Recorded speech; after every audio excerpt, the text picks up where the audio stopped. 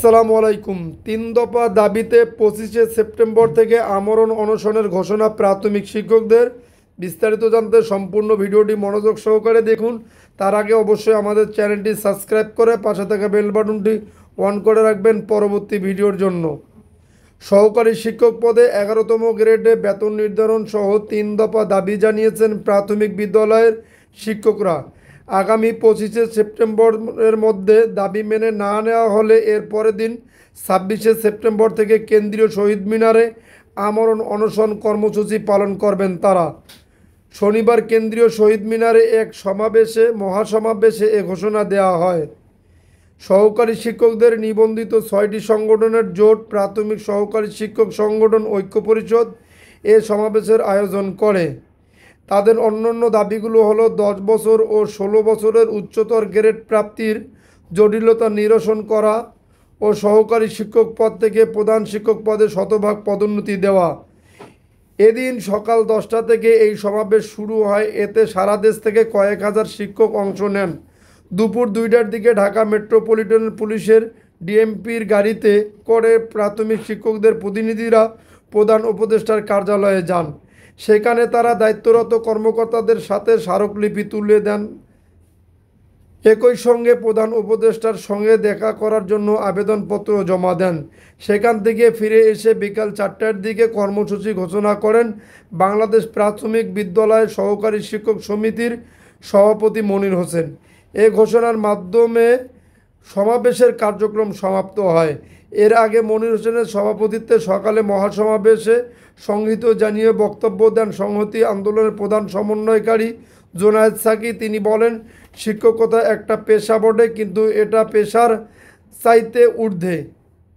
শিক্ষা ব্যবস্থায় শিক্ষকরা অন্যতম প্রধান ভূমিকা পালন করেন। সমাজে যেন শিক্ষকদের মর্যাদা বৃদ্ধির জন্য স্বতন্ত্র বেতন স্কেল করতে হবে।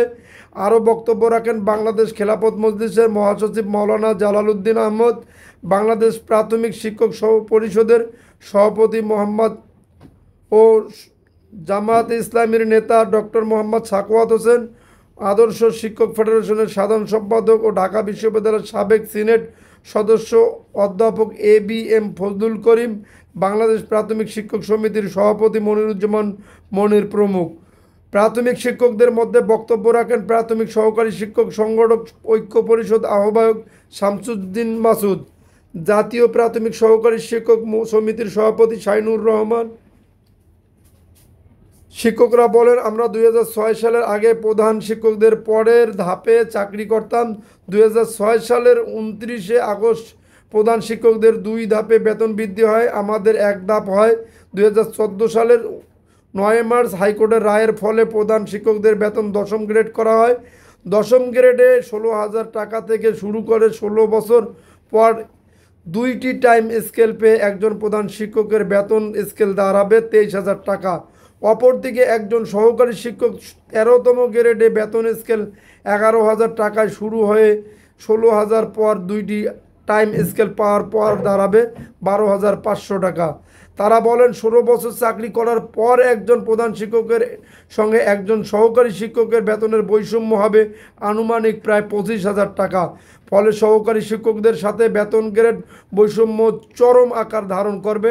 মানসম্মত প্রাথমিক শিক্ষা নিশ্চিত করতে এবং মেধাবীদের প্রাথমিক বিদ্যালয়ের শিক্ষকতা পেশায় আকৃষ্ট করতে হলে সরকারি প্রাথমিক বিদ্যালয়ের সহকারী শিক্ষকদের শতভাগ পদোন্নতি ১১তম গ্রেডের দ্রুত বেতন নির্ধারণ করতে হবে। দাবি আদায়ে সহকারী শিক্ষকরা এর আগে ধাপে ধাপে কর্মবিরতি পালন করেন।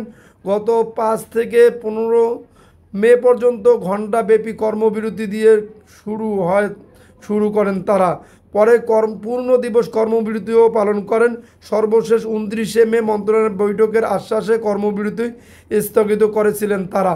যদি আপনাদের ভিডিওটি ভালো লেগে থাকে তাহলে অবশ্যই আমাদের চ্যানেলটি সাবস্ক্রাইব করে পাশে থাকা বেল বাটনটি অন করে রাখবেন পরবর্তী ভিডিওর জন্য।